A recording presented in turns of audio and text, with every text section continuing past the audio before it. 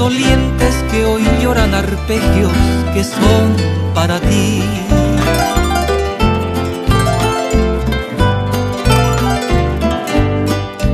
Anaí, ¿recuerdan acaso tu inmensa bravura, reina guaraní?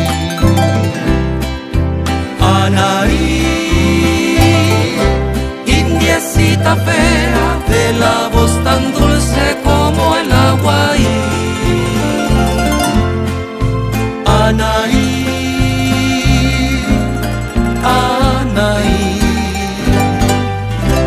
tu raza no ha muerto, perduran tus fueros en la flor rubí.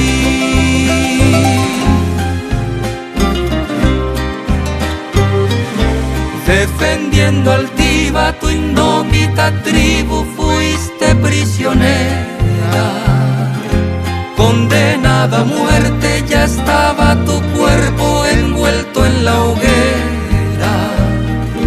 Y en tanto las llamas lo estaban quemando, en roja corola se fue transformando.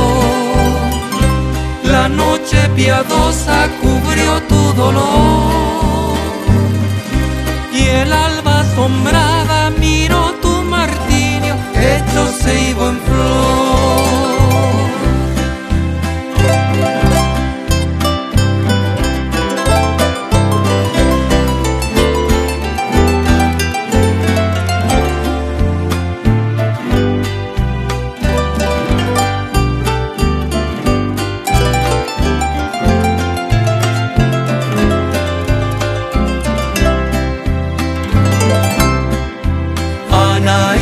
Anaí, indiecita fea, de la voz tan dulce como